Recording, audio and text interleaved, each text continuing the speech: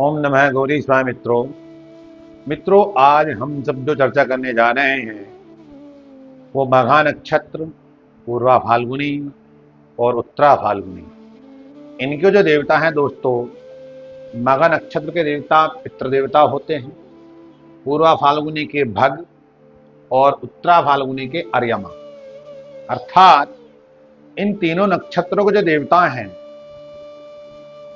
वो सब के सब पितरों से संबंधित देवता हैं। अगर मान लिया जाए दोस्तों आपका मघा नक्षत्र में जन्म हुआ है तो इसका मतलब क्या है?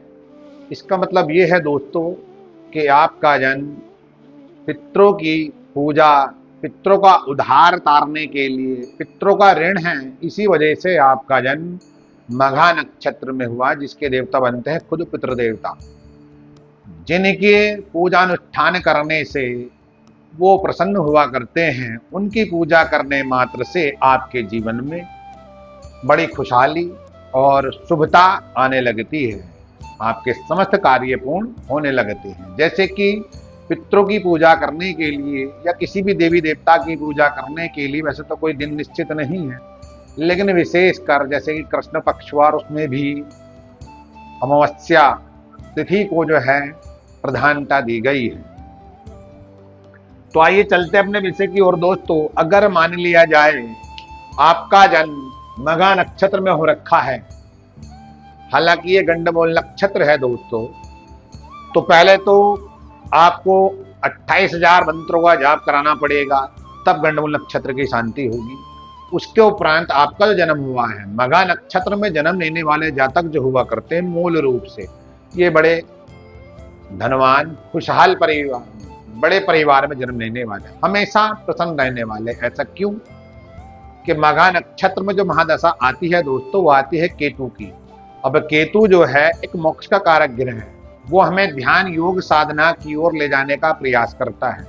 अब ये हमारी मानसिकता या हमारी सोच के ऊपर निर्भर करता है कि हम ध्यान योग साधना की तरफ जाएं अपना कर्तव्य पूरा करने के उपरांत, या फिर भी जो भगवान की मोह माया रूपी ये भौतिक माया है, जो मनुष्य को बलपूर्वक हर लेती है, जो कितने से बड़ा बड़ा तपस्वी क्यों ना हो, भगवान की ऐसी मोह माया रूपी ठगनी है ये बड़े से बड़े तपस्वी को भी ठग लेती है।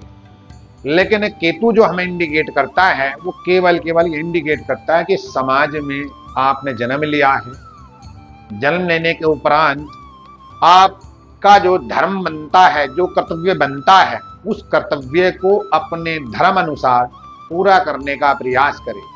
आपका उद्देश्य जो हुआ है वो साधु संत महात्मा ब्राह्मणों की, पितरों की सेवा करने के लिए हुआ है। आप ऐसे ही काम करके समाज के उच्च वर्ग तक, उच्च लेवल तक जा सकते हैं। ऐसे जातकों के लिए दोस्तों जिनका जन्म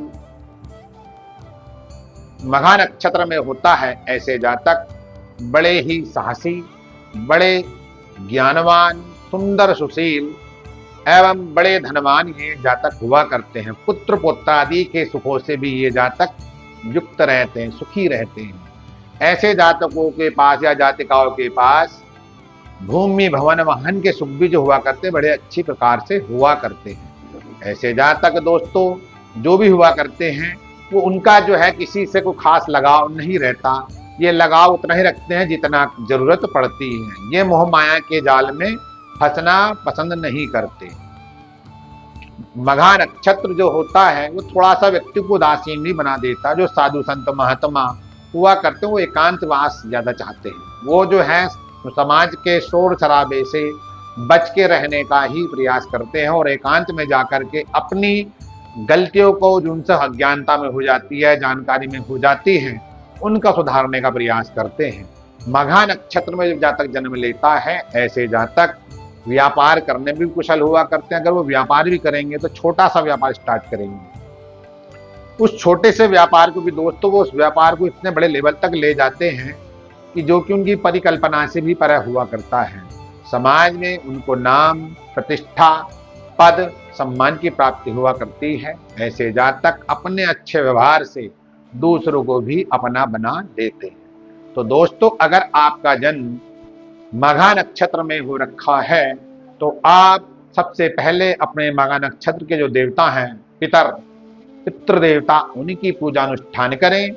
उनके प्रसन्न होते ही आपके जितनी भी दुख, बीमारी, ग्रह कलेश बनते हैं और रुकावटें आ रही हैं, वो सारी की सारी समाप्त होंगी और आपका जीवन एक सुखमय जीवन होगा। चाहे वो गृहस्थ जीवन से संबंधित जुड़े हुए व्यक्ति हों, चाहे वो अनमैरिड हो या नौकरी से संबंधित हो या कोई बिजनेसमैन ही क्यों ना हो। जब तक आपका बेस स्ट्रांग नहीं होगा, आप आगे बढ़ ही नहीं सकते। तो बेस किससे स्ट्रांग होगा? आपका बेस स्ट्रांग होगा नक्षत्र के देवता की पूजा करने मात्र से। तो दोस्तों, अपने नक्षत्र के देवता की पूजा करें और अपने जीवन में आगे बढ़ें। आइए चलते हैं दूसरे नक्षत्र पर। यह है पूर्वा फाल्गुनी नक्षत्र। पूर्वा फाल्गुनी नक्षत्र के जो देवता बनते हैं भग। ये माता अदिति के जो कश्यप ऋषि की पत्नी हुई है, इनके 7-8 पुत्रों में से एक पुत्र का नाम है भग, जो कि ये भी जो है पितरों से संबंधित ही इनकी गणना की जाती है। लेकिन इनके 7-8 पुत्र, इनके साथ 6-7 भाई और भी हैं भग के अलावा। लेकिन ये देवता जो हुआ करते हैं, जिनका पूर्वा फाल्गुनी नक्षत्र में जन्म होता है, अर्थात शुक्र के नक्षत्र में, शुक्र की महादशा में, तो ऐसे जातक जो हुआ करते हैं भौतिक सुख भोगने वाले, लग्जरी जीवन को प्राप्त करने वाले, अपना जीवन इनका जितना भी रहता है अधिकतर बहुत ही भौतिक सुखों में व्यतीत होता है। ऐसे जातक बड़े होशियार भी हुआ करते हैं। ऐसे जातक अपना काम निकालने में बड़े चतुर और चालाक। आपका जो जन्म हुआ है, जिनका पूर्वा फाल्गुन नक्षत्र में होता है जन्म, ऐसे जातकों का जन्म केवल उद्देश्य एक ही होता है, समाज के अंदर भौतिक सुख प्राप्त करना और करवाना, समाज में अपना बढ़ना, फिर समाज सामने वाले को बढ़ाने का प्रयास करना। ऐसे जातक जो हुआ करते हैं समाज पर राज करने वाले हुआ करते हैं। वो कुछ शुक्र इस भौतिक सुख माया का कारक ग्रह हुआ करता है और स्त्री कारक ग्रह हुआ करता है। इनके चेहरे में अलग ही प्रकार का आकर्षण हुआ करता है। ये दूसरे को अपनी ओर खींच लेने की आकर्षित इनके अंदर क्षमता प्रदान भगवान ने दे रखी है। अगर ये किसी प्रकार से पीड़ित हो रहे हैं, परेशान हो रहे हैं, पूर्वा फाल्गुन नक्षत्र वाले जातक या जातिकाएं, तो वो भग देवता की पूजा करें।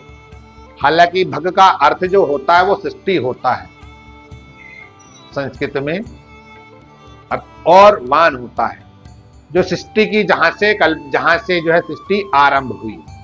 लेकिन फिर भी अगर आप इसका नक्षत्र में आपका जन्म हो रखा है तो आप स्त्रियोचित स्वभाव वाले होंगे। सबको अपनी बातों से मंत्र मुग्ध कर देने में आप सक्षम। विद्या भी आपकी बड़ी अच्छी आपको प्राप्त होगी। संतान सुख में किसी प्रकार की कोई कमी नहीं रहने की आपके पास। अगर आप व्यापार करने वाले भी व्यक्ति होंगे तो आप व्यापार में बहुत आगे तक जा सकते हैं, अपनी बुद्धि, अपने विवेक, अपने बल पर। ऐसे जातक बड़े पुरुषार्थी, पराक्रमी, मेहनती होते हैं। ऐसे जातक अपना काम कालने बड़े चतुर और चालाक, सभी प्रकार के सुखों से युक्त रहते हैं एवं ऐसे जातक समाज के लिए एक प्रेरणादायक भी बन जाते हैं। लेकिन ऐसे जातकों के अंदर एक कमी देखी जाती है। ऐसे जातक बड़े लालची, बड़े कंजूस टाइप के हुआ करते हैं।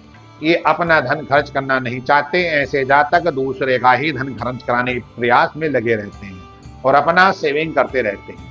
मतलब ऐसे जातक अपना काम बनता, इस तरह वाली स्थिति में बने रहते हैं।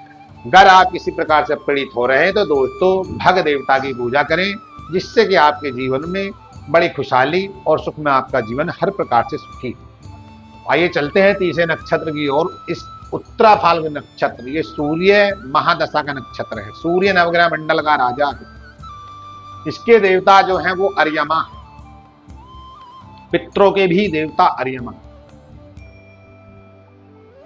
अर्थात जैसे कि भगवान श्री कृष्ण ने 10वें अध्याय में कहा है कि मैं देवताओं में पितरों में सबसे बड़ा पितर जो मैं अर्यमा हूं। तो दोस्तों, तो ये अर्यमा पितरों के भी देवता हैं। ये इंद्र के भाई हैं।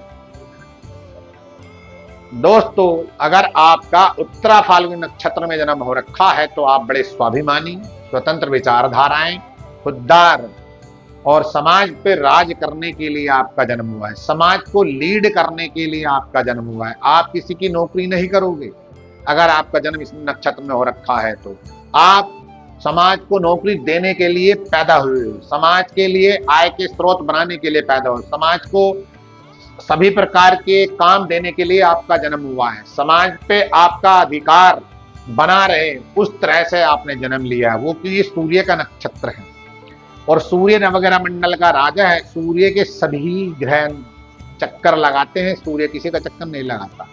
तो अगर आपका उत्तरा फाल्गुन नक्षत्र में जन्म हो रखा है तो आप बड़े भाग्यशाली हैं दोस्तों। ऐसे जहाँ तक थोड़े अहंकारी स्वभाव के होंगे, लेकिन समाज में पद प्रतिष्ठा सम्मान, चाहे तो वो सरकारी सेक्टर संबंधित हो, चाहे प्राइवेट सेक्टर हो, चाहे वो पॉलिटिशियन हो, चाहे वो बिजनेस हो, हर सेक्टर में आपको सम्मान सबसे बड़े लेवल पर आपको ही प्राप्त होगा। ऐसा इसलिए कि आपके जो देवता हैं नक्षत्र के वो अर्यमा देवता हैं, जो कि पितरों के भी देवता, जो कि इंद्र के भाई हैं। और इंद्र की पत्नी कौन है? वो है पृथ्वी। जिस कारण आपका जो है उत्तरा फाल्गुन नक्षत्र में जन्म हुआ, तो आपका उद्देश्य केवल इतना है कि आप समाज को लीड करें, समाज को लेकर के चले, समाज आपके कमांड में रहेगा। हो सकता है थोड़ा बहुत तो इसके लिए आपको अपमान भी सहना पड़ जाए, लेकिन अगर अपमान आप सहोगे तो सम्मान भी आपको ही प्राप्त होगा, किसी अदर पर्सन को नहीं होने का है। आप सभी प्रकार के सुखों से युक्त रहोगे। उत्तरा फाल्गुन नक्षत्र में अगर आपका जन्म हो रखा है, आपके पास मोटर, घोड़ा, गाड़ी, मकान, दुकान, जमीन, जायदाद सब अच्छी संख्या में मौजूद होगा। आपके पास व्यापार कौशल वाली बुद्धि होगी। आपके पास जो होंगे आप बड़े व्यवहारिक, बड़े बड़े विचार रखने वाले, दार्शनिक दूरगामी सोच रखने वाले, समाज को किस तरह से लीड करना, समाज को किस तरह से लेकर चलना है। अर्थात समाज परिवार भी होता है। एक पिता या माता परिवार को कैसे लेके चलती है, ये माता पिता के ऊपर ही निर्भर होता है, ना कि और की। तो इसीलिए अगर आपका जन्म उत्तरा फाल्गुन नक्षत्र में हो रखा है दोस्तों, तो आपका जन्म उद्देश्य केवल इतना है कि आप समाज को लीड करें। आप समाज में नौकरी पाने के लिए पैदा नहीं हुए, आप समाज में नौकरी देने के लिए पैदा हो, काम देने के लिए पैदा हुए। तो दोस्तों अगर आप किसी प्रकार से पीड़ित हो रखे हैं तो आप अर्यमा देवता की पूजा करें, जिसके करने मात्र से आपके जीवन में सुख समृद्धि प्राप्त होगी, आपका जीवन सफल होगा, जिस उद्देश्य के निमित्त आप सबने जन्म लिया। दोस्तों अगर मेरा वीडियो आप लोगों को यह पसंद आया हो तो इसको सब्सक्राइब, लाइक करना ना भूलें। आपका पल भर का कष्ट मेरी मेहनत को पूर्ण करता है। ओम नमः गौरी शिवाय।